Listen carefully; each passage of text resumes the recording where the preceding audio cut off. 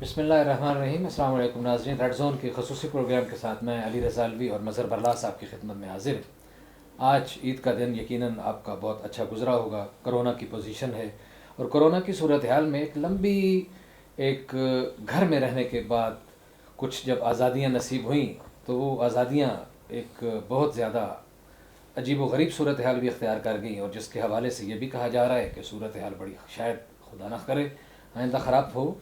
لیکن اس کرونا کے عہد میں بڑی شخصیات، ادیب، دانشور اور اس ملک کو بلکہ دنیا کو اپنی دانش سے، اپنے عقل اور شعور سے اور اپنی تحریروں سے رہنمائی فرمانے والے لوگ جو ہیں، انہوں نے کس طرح عید گزاری، یہ جاننے کے لیے آج ہم ایک ایسی شخصیت کے گھر حاضر ہوئے ہیں جنہوں نے ادب کی دنیا میں اتنا نام بنایا کہ آج ہم یہ کہہ سکتے ہیں کہ ہم عہد افتخار عارف میں جی رہے ہیں۔ جی بالکل، ایک ادیب، ایک دانشور، ایک شاعر اور اس کے ساتھ ساتھ ایک عارف بھی، اور ایک ایسے عارف جن کے عرفان پہ ہمیں افتخار ہے۔ جناب افتخار عارف صاحب، آپ کا بہت شکریہ، آپ نے ہمیں وقت دیا۔ آپ نے کرم فرمایا۔ عید سے ہی شروع کرتے ہیں، تو کیسی عید گزری اور عید کے پہلے کے حالات جو ہیں وہ کس طرح؟ میں عرض کروں کہ رمضان کے مہینے سے پیشتر جیسا کہ آپ نے فرمایا کہ وبائی قصہ شروع ہو گیا تھا، اور کرونا سے جو کچھ دنیا کی صورتحال تھی وہ سامنے آتی تھی، اور ایک تشویشناک اور خوف زدہ کرنے والی صورتحال، اور پھر جو ترقی یافتہ ملکوں میں جس طرح سے اموات ہوئیں، جیسے تعداد میں اضافہ ہوا، اور اسپین میں، اٹلی میں، برطانیہ میں، امریکہ میں اور دوسرے ممالک میں، تو اس کو دیکھتے ہوئے ہمارے ہاں صورت احوال نسبتاً بہتر رہی اور تعداد کم رہی۔ لیکن میں کہوں کہ تشویشناک صورت احوال نہیں تھی تو یہ بات درست نہیں ہوگی، اور میری عمر 75 برس سے تجاوز کر گئی۔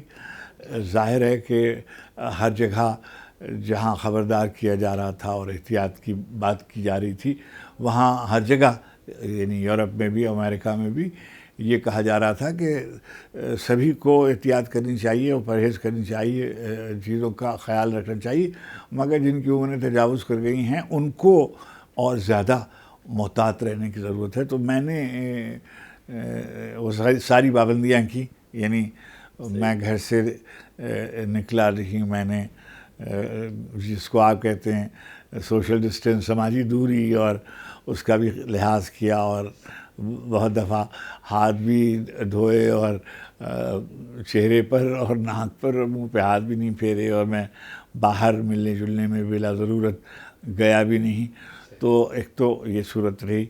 اچھا سر، ایک گزارش ہے کہ آپ جیسے یہ کرونا کی وبا پوری دنیا میں پھیلی ہوئی ہے، آپ بہت سے ممالک میں گئے، آپ نے کچھ عیدیں لکھنؤ میں گزاریں، کچھ عیدیں آپ کی کراچی میں گزریں، کچھ عیدیں لندن میں گزریں، کچھ تہران میں گزریں، کچھ اسلام آباد میں گزریں، تو ان شہروں میں بھی عیدوں کا کوئی فرق تھا؟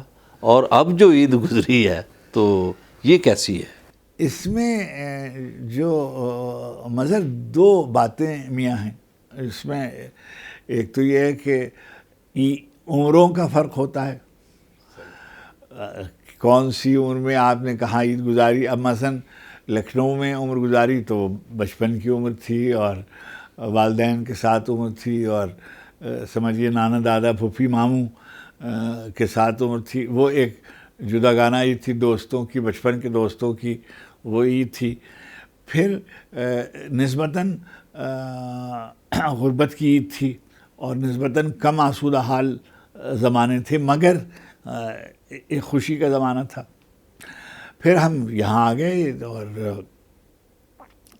کراچی آ گئے، تو وہ جوانی کی عید تھی، اور شادی ہو گئی اور بچے ہو گئے، تو وہ ان کے ساتھ کراچی میں ایک نئی زندگی تھی، شو بزنس کی زندگی تھی، یعنی ریڈیو پاکستان اور پھر پاکستان ٹیلی ویژن، تو وہاں اور کسوٹی اور دوسری چیزیں،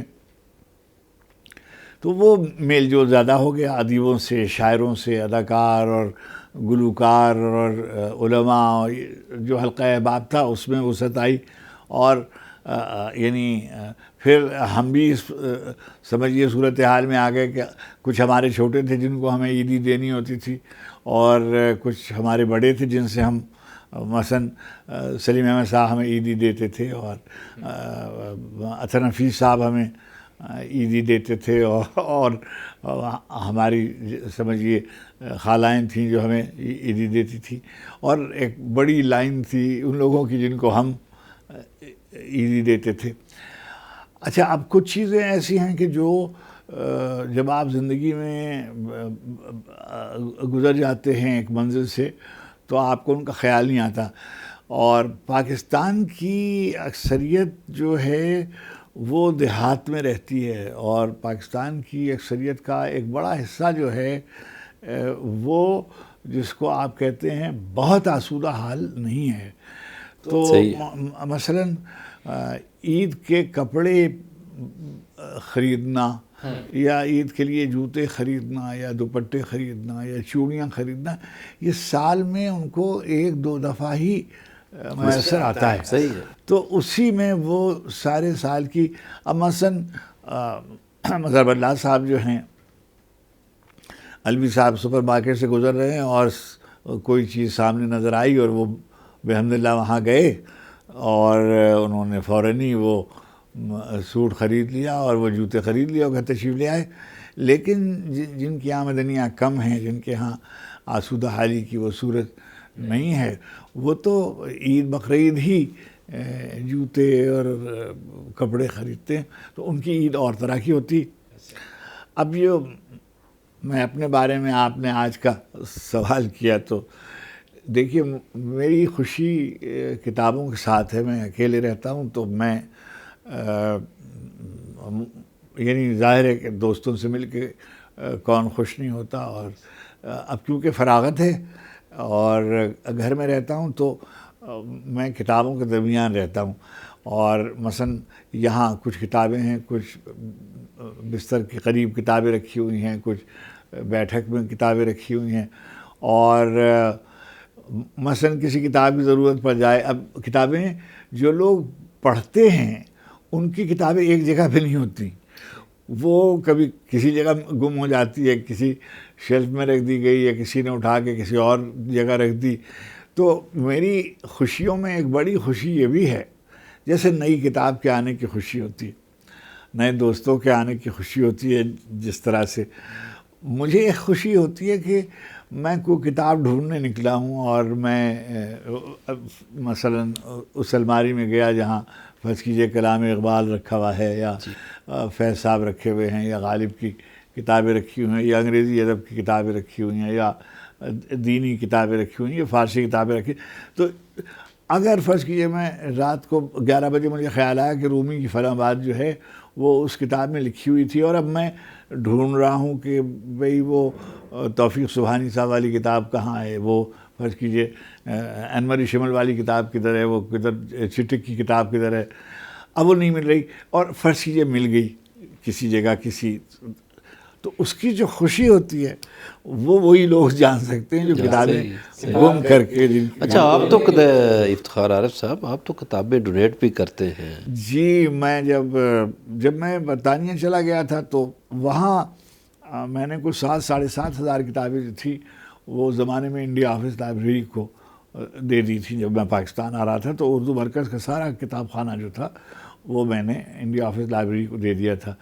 پھر جب میں یہاں آیا اور جب میں ایران جانے لگا تو میں نے کوئی 11,000 کے قریب کتابیں اپنی وہ مقتدرہ قومی زبان کے کتاب خانے کو، میں سمجھتا ہوں اس شہر میں اردو زبان و ادب کے حوالے سے نیشنل لائبریری کے بعد شاید سب سے بڑا ذخیرہ کتب جو ہے وہ مقتدرہ کی لائبریری میں ہے، اور جہاں معاصر ادب پر اور زبانوں کی تاریخ پر اور مشاہیر اردو پر بہت اچھا ذخیرہ ہے۔ اور مجھے بڑی خوشی ہوتی ہے یہ بتاتے ہوئے کہ تمام پاکستان سے جو بچے ایم فل کر رہے ہوتے ہیں، جو ایم اے کی تھیسس کر رہے ہوتے ہیں، جو پی ایچ ڈی کا کام کر رہے ہوتے ہیں، وہ آتے رہتے ہیں۔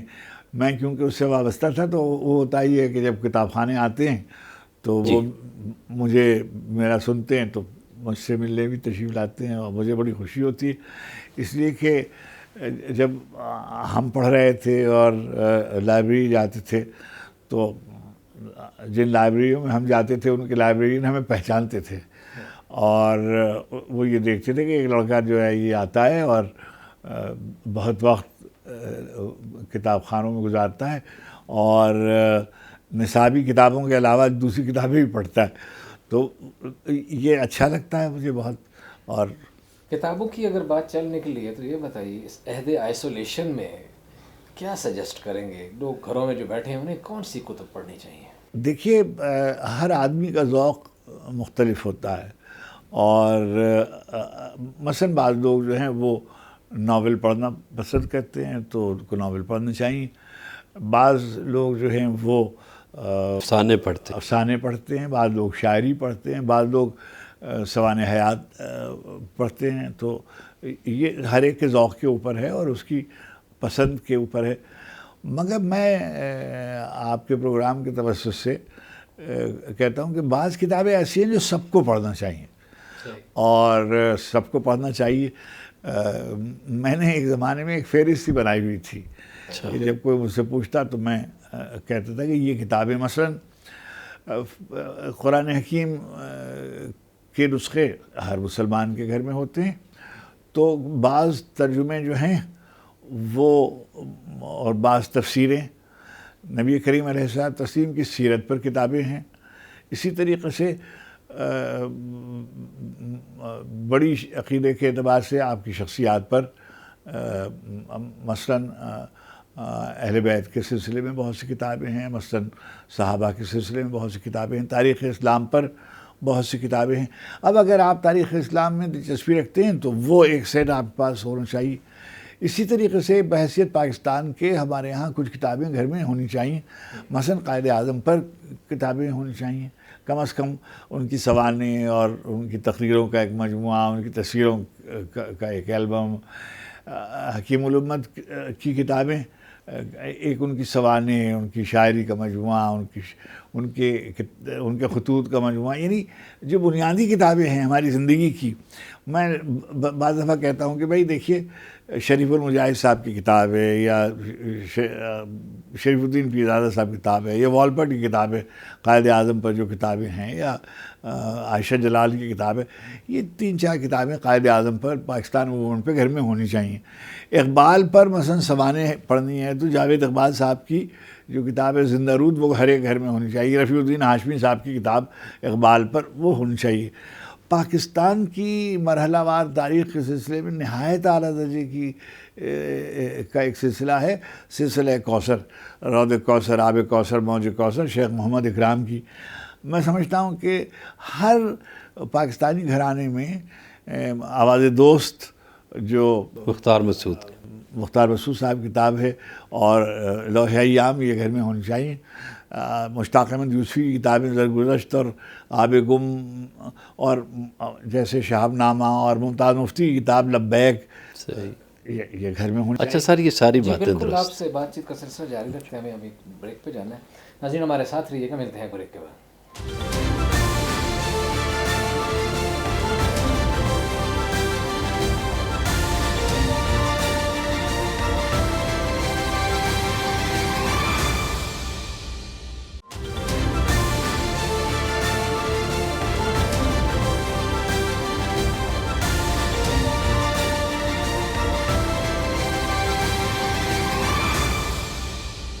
ویلکم بیک ناظرین۔ بریک پہ جانے سے پہلے ہم جناب افتخار عارف صاحب سے پوچھ رہے تھے، رہنمائی لے رہے تھے کہ اس عہد میں کیا پڑھنا چاہیے، جب بہت سارے لوگوں کو فراغت بھی ہے، گھروں میں موجود ہے، تو کیا پڑھنا چاہیے، اور وہ ایک طویل فہرست بتا رہے تھے اور رہنمائی فرما رہے تھے کہ جہاں جہاں آپ کا جس طرح کا ذوق ہے اس کے مطابق آپ کو مطالعہ بہرحال ضرور کرنا چاہیے۔ اچھا لیکن سر ایک سوال ہے، وقفے سے پہلے ہم گفتگو سن رہے تھے کتابوں کے نام، مگر یہ جو ٹیکنالوجی کا دور آ گیا ہے، کیا آپ یہ نہیں سمجھتے کہ یہ کتاب کے کلچر کو کھا گیا ہے؟ جی آپ صحیح فرما رہے ہیں کہ جو کتاب ایک سطح پہ پسپا ہوئی ہے، یعنی کتابوں کی دکانیں آپ دیکھتے ہیں کہ وہ غائب ہوتی جاتی ہیں، ریسٹورنٹ کھل گئے ہیں. ہمارے اشفاق احمد صاحب نے ایک جگہ کہا کہ جہاں کتابوں کی دکان تھی وہاں پر اب جوتوں کی دکانیں کھل گئی ہیں، اور انہوں نے اس پہ فقرہ ایڈ کیا کہ اس قوم کو کتابوں سے زیادہ جوتوں سے ضرورت کسی اور چیز کی. تو یہ ہے بالکل. لیکن دیکھیے یورپ میں میڈیا بہت ہے، یورپ میں ٹیکنالوجی بہت ڈیولپ ہے، اور آئی ٹی کی بھی اور سوشل میڈیا کی بھی، اور آپ کو انٹرنیٹ پہ بے شمار کتابیں فراہم ہیں جو PDF کی شکل میں. مگر ہاتھ میں لے کر کتاب پڑھنا اور موبائل پر کتاب پڑھنا یا لیپ ٹاپ پر کتاب پڑھنا، یعنی ممکن ہے میں کیونکہ پرانی نسل کا آدمی ہوں تو مجھے تو کتاب کا لمس، کتاب کا ڈھونڈنا، الماری سے نکالنا اس کو، کتاب کو بالکل ایسے ہی ہے سر، جیسے اس کو دیکھنا. قلم سے لکھنے کا جو مزہ ہے وہ اپنا ہے، جی مگر اب لوگ لیپ ٹاپ پہ لکھتے ہیں یا وہ دوسری بھی طرح ٹھیک سے. ہے. ممکن ہے نئی نسل جو ہے وہ اس میں زیادہ اپنے آپ کو سہولت سمجھتی ہو، مگر میری جو نسل ہے، اور مجھے ابھی بھی، یعنی مجھے بعض اوقات وہ، چلیے مجھے یہ سہولت میسر ہے کہ کہتے ہیں PDF پہ ہے یہ کتاب، مگر وہ میں PDF کو بھی نکلوا کر جب پرنٹ لے لیتا ہوں اس سے تو میں پڑھ لیتا ہوں. یعنی بصورت ہولڈ کرنا میرے لیے کتاب کی خوشبو، کتاب کی لذت، اس کا نشاط، اس کی جو گویا آسودگی ہے، وہ اچھا خرید کر کتاب پڑھنے کا ایک اپنا لطف ہے. میں کوئی کتاب سنتا ہوں کہ فلاں کتاب آئی ہے تو میں کوشش کرتا ہوں کہ یہاں سے دستیاب اگر نہیں ہے تو یورپ سے، امریکہ سے کہیں، تو آج کل تو بعض ایسے طریقے ہیں جن کو آپ آرڈر کر سکتے ہیں، آپ انہیں منگوا سکتے ہیں. چلیں گفتگو ذرا آگے بڑھاتے ہیں کتاب سے. یوں تو آپ کی موجودگی، آپ کا اس عہد میں ہونا، جیسے میں نے ابتدا میں کہا کہ ہمارے لیے اور اس قوم کے لیے بہت بڑا باعث صد افتخار ہے. لیکن ایک جناب افتخار عارف جو ایک نام ہے، جو ایک برانڈ ہے، جو ایک دانش کا ایک اس وقت سرچشمہ ہے، انہیں خود اپنے کس کام پہ فخر ہے کہ یہ کام جو میں نے کیا ہے نا اپنی لائف میں، یہ میری اچیومنٹ ہے؟ علی صاحب، میں گزارش آپ سے کروں کہ بہت سی ایسی باتیں ہوتی ہیں جو ہم ادیب ہیں، ہم شاعر ہیں، ہم ملازمت کرتے ہیں چھوٹے پیمانے پر، بڑے پیمانے پر. تو جو دائرہ کار ہے اس میں رہتے ہوئے آپ کام کرتے ہیں. مثلا جب میں ٹی وی پہ کام کرتا تھا تو میں اسکرپٹس ایڈیٹر تھا ان کا، اور میں سب سے کم عمر افسر تھا ان کا اس شعبے کا.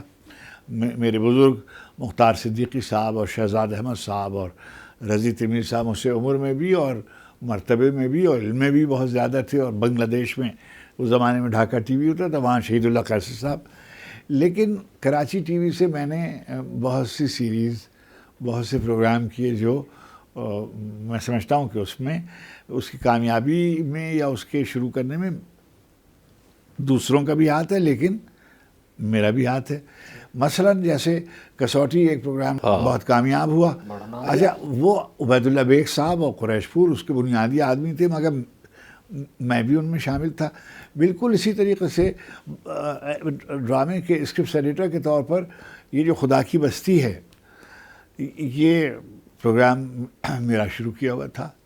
جیسے منٹو راما ہے، جیسے اس کے پروڈیوسر تو عشرت انصاری تھے خدا کی بستی کے، لیکن یعنی شوکت صدیقی صاحب کے اس ناول کی تجویز اسلم علیہ صاحب نے میری گزارش پر منظور کی تھی. بہت سے ٹی وی کے بے شمار ڈرامے ہیں، جیسے منٹو کی بہت سی کہانیاں ہیں، غلام باز کہانی وغیرہ وغیرہ.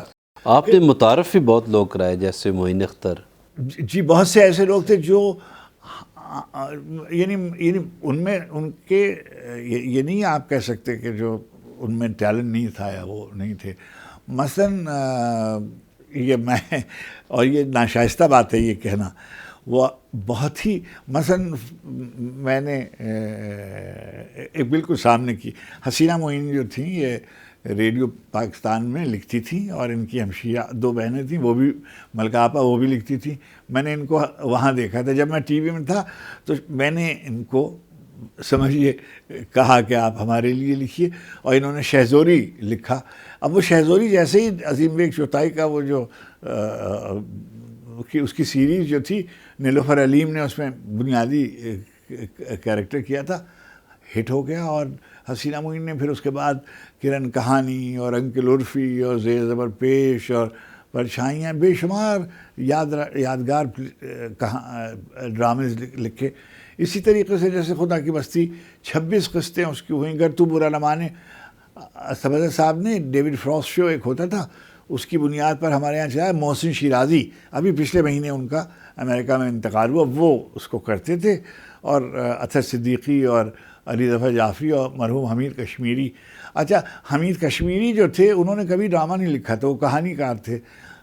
وہ میرے دوست تھے. میں نے ان سے درخواست کی اور انہوں نے پہلی دفعہ ٹی وی کا ڈرامہ لکھا. بالکل اسی طرح سے شوکت صدیقی صاحب نے کبھی ڈرامہ نہیں لکھا تھا. میری گزارش پر انہوں نے خدا کی بستی کی ڈرامائی تشکیل کی. فیض صاحب نے خدا کی بستی کے 5 جو ایپیسوڈز جو تھے وہ انہوں نے ڈرامائی تشکیل کی. اسی طریقے سے بہت سے علماء تھے جن سے میں نے درخواست کی اور وہ تشریف لائے. تو ٹی وی کا زمانہ ہوا. پھر میں چلا گیا اردو مرکز BCCI میں آغا صنعتی صاحب کے ساتھ، اور انہوں نے مجھے الطاف گور صاحب کے سپورٹ کیا. اب اردو مرکز سے ہم نے کوئی ایسا بڑا ادیب ہندوستان کا، پاکستان کا، دنیا کا، اردو کا نہیں تھا جو وہاں نہ آیا ہو. اور میں نے وہاں سے کتابیں، مثلا میرا جی کا کلیات میں نے وہاں سے چھاپا، حبیب جالب کا کلیات ہم نے وہاں سے چھاپا، سلیم احمد صاحب کی کتاب ہم نے وہاں سے چھاپی، بہت سی کتابیں ہم نے وہاں سے چھاپی.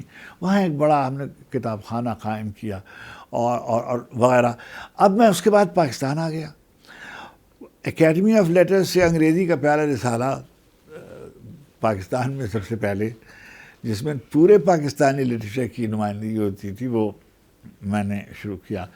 اور ایک میں اپنے لیے فخر سمجھتا ہوں اور میرا امتیاز ہے، فخر زمان صاحب اور اس سے پہلے غلام ربانی آگرو صاحب یہ چیئرمین ہمارے رہے تھے. اور یہ جو لفظ ہے پاکستانی زبانوں کا، شاید اس کا کریڈٹ مجھے جاتا ہے. بار بار یہ کہا جاتا تھا علاقائی زبانیں، تو میں نے اس بات پر اصرار کیا کہ نہیں، علاقائی زبانوں میں بلا شبہ یہ زبانیں ہماری جو ہیں پاکستان کی، یہ کسی نہ کسی علاقے میں بولی جاتی ہیں. لیکن جب آپ علاقائی زبانیں کہتے ہیں تو اس کا ایک تاثر جو ہے جیسے آپ اس کو محدود کر رہے ہیں. تو میں نے کہا کہ نہیں، پاکستانی زبانیں، اور چنانچہ پنجابی، سندھی، بلوچی، پشتو، سرائکی، ہندکو، یہ وہ زبانیں تھیں جن کو گویا جیسے کہتے ہیں قومی ادارے میں پاکستانی زبانوں کے طور پر پاکستانی لٹریچر سب سے پہلے. اسی طریقے سے میں نے ایک چھوٹا سا کام کیا تھا کہ پاکستان کے جو ادیب ہیں اور تھے، میں نے سوویت یونین میں اور جگہ دیکھا تھا کہ ان کے ہاں makers of Soviet literature, makers of Indian literature, یہ ایک سیریز تھی. جی بالکل صحیح. بات چیت کا سلسلہ جاری رکھتے ہیں. ناظرین ہمارے ساتھ رہیے گا، ملتے ہیں بریک کے بعد.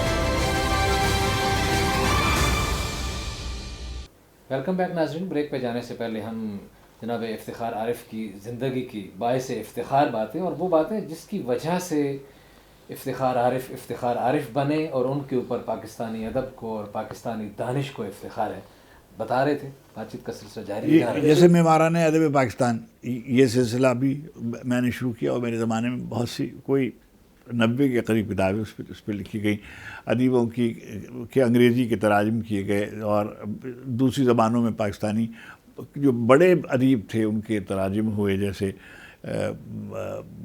خوشحال خان خٹک صاحب پر، اور شاہ عبداللطیف بٹائی پر، اور رحمان بابا پر، اور بڑے اکابرین جو ہمارے تھے، سچا سرمس، ان پر کام ہوا، اقبال پر اور فیض صاحب پر بہت ہی کام ہوا۔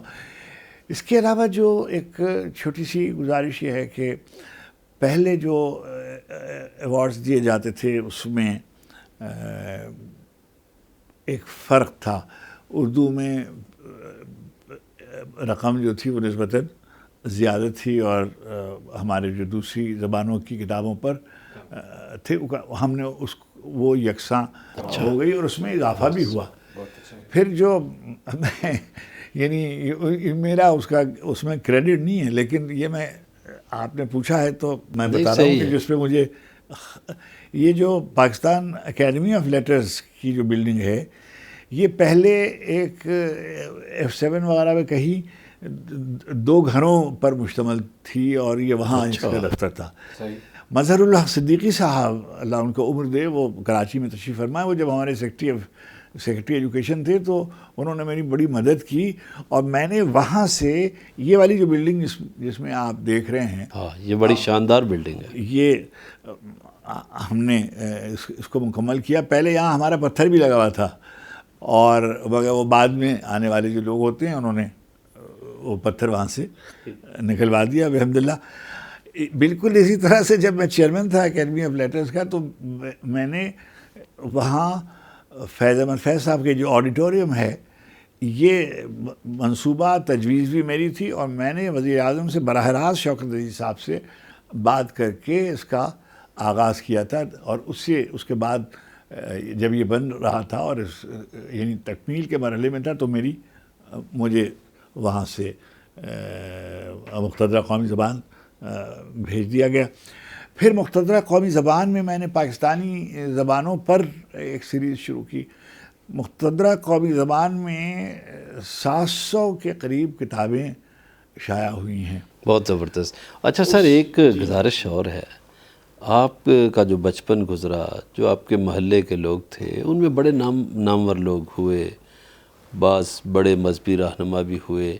پرویز مشرف بھی آپ کے ہمسائے تھے؟ جی، پرویز مشرف صاحب اس علاقے میں رہتے تھے، یعنی ناظم آباد میں کچھ دنوں یہ وہاں رہے، اور وہ جو علاقہ تھا اس زمانے میں، ناظم آباد کا جو علاقہ تھا، اس میں مشاہیر رہتے تھے بہت۔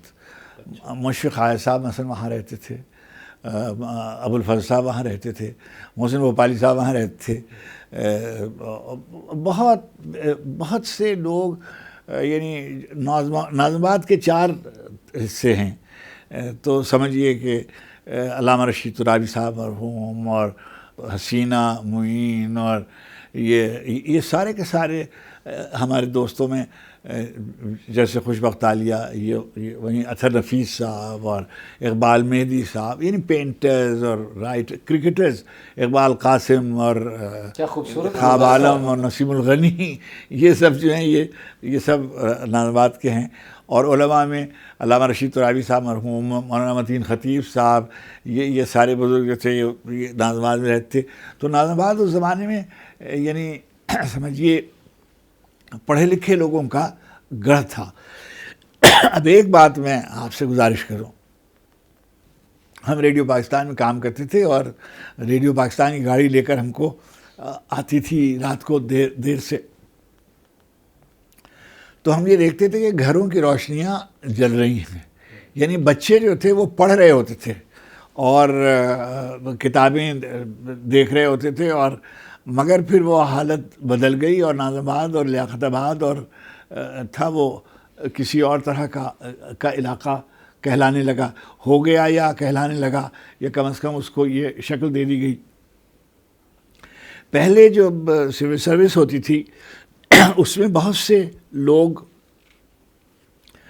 کراچی کے اس میں شامل ہوتے تھے، مگر اب آپ دیکھیں گے کہ بہت کم لوگ اس فہرست میں نظر آتے ہیں، اور بھی اسباب ہوگے، مگر یہ بھی ہوگا کہ جو اس میں شاید کوٹا سسٹم کا بھی دخل ہے۔ دیکھیے، میں آپ سے میں خود گویا ہجرت کر کے آیا ہوا ہوں، لیکن میں ایک بات کا قائل ہوں کہ، اور وہ یہ ہے کہ कोटा सिस्टम में एक न एक सतह पर कोटा सिस्टम होना चाहिए, एक न एक सतह पर। देखिए हमारा जो देही बच्चा है, जो फ़र्ज़ कीजिए जो आदमी जैकबाबाद में रह रहा है या थरपारकर में रह रहा है या जो सांगड़ में रह रहा है, वो बच्चा compete नहीं कर सकता जो लाहौर में आदमी फ़र्ज़ कीजिए तालीम पा रहा है या कराची में तालीम पा रहा है। जो आदमी चित्राल में या स्कर्दू में या फ़र्ज़ कीजिए खैबर पख्तूनख्वा के दूरदराज इलाक़ों में पढ़ रहा है, वो इस्लामाबाद के बच्चे के साथ compete नहीं कर सकता। तो कुछ चीज़ें ये करना चाहिए, मगर इसका ये मतलब नहीं है कि क़यामत तक ये बात रहे। ये तो 10 सालों के लिए हुआ था शुरू में। अच्छा, आप उसमें ज़ाहिर है आप उसमें इजाफ़ा कर सकते हैं, मगर इसका कोई किसी न किसी तरह का बंदोबस्त ऐसा हो कि भाई, जैसे देखिए जो बरतानिया में मैं 14 बरस रहा हूँ, तो मैंने देखा है कि जो उनके जो प्राइवेट स्कूल्स हैं वो बहुत अच्छे हैं, सारी दुनिया से वहाँ लोग पढ़ने आते हैं, लेकिन जो उनके गवर्नमेंट स्कूल्स हैं उनका भी मेयार किसी सूरत उससे कमतर नहीं है। अच्छा, कोई बच्चा जो है वो ओ लेवल पे या ए लेवल में अगर कहीं काउंटी में है या किसी कंट्री साइड पे भी है, तो उसका ये मतलब नहीं है कि वो लंदन वाले बच्चे से कोई कमतर है और वगैरह वगैरह। हमारे यहाँ मेयारात का और तालीम की सूरत अहवाल तबक़ाती है और बहुत ही तशवीशनाक है। हम बातें करते हैं यकसा निज़ाम तालीम की, यकसा निज़ाम तालीम होना चाहिए, मगर यकसा निज़ाम तालीम नहीं है। अब मैं मज़हर, आप माशाल्लाह इतनी देर से सहाफ़त में हैं, आप अब मैं नाम तो क्योंकि आपके यहाँ नाम नहीं लिए जाते हैं, जी जी, जो स्कूल अंग्रेज़ी स्कूल कहलाते हैं, जो अंग्रेज़ी स्कूल मुल्क के 5, 7, 8 हैं, फ़र्ज़ कीजिए बीकन हाउस है, फ़र्ज़ कीजिए सिटी स्कूल है, फ़र्ज़ कीजिए ग्रामर स्कूल है, फ़र्ज़ कीजिए रूट्स वाले हैं, क्या इनके बच्चों के मुकाबले में जो हमारे गवर्नमेंट स्कूल के बच्चे हैं वो compete कर सकते हैं? नहीं। ये तो शहर की हालत हो गई। अच्छा, जो दूर दराज इलाक़ों में थरपारकर का बच्चा इनसे compete कर सकता है? बिल्कुल। तो इसका मतलब ये है कि आप एक ऐसा तबका तैयार कर रहे हैं, एक ऐसा क्लास एक ही मुल्क में कभी आप उन बच्चों को जो देहात में रह रहे हैं, जो पसमानदा इलाक़ों में रह रहे हैं, जो निचले तबके के पसमानदा तबके के लोग हैं, उनके बच्चे कभी भी ऊपर नहीं आ सकेंगे जब तक निज़ाम तालीम यकसा नहीं होगा और मयार तालीम बेहतर नहीं होगा, वो नहीं आ सकते।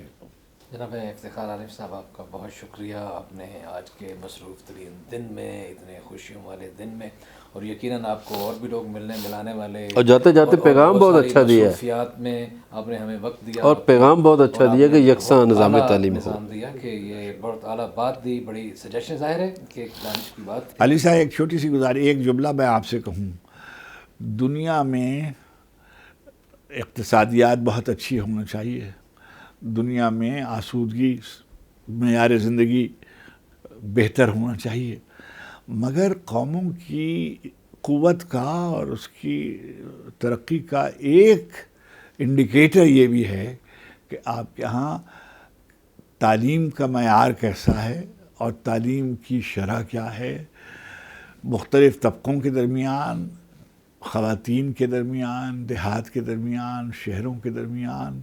जब तक तालीम बेहतर नहीं होगी और उसके मौक़े बेहतर नहीं होंगे, अदल इज्तिमाई मुमकिन नहीं है। इसके लिए इसको हमें ज़िंदगी की तरजीहात असर नौ मुरतब करनी होगी। जी, बहुत शुक्रिया। नाज़रीन, आज इतना ही। अली रज़ा अल्वी और मज़हर बरलास को इजाज़त दीजिए, कल आपसे फिर मुलाकात होगी। अल्लाह ने के बाद।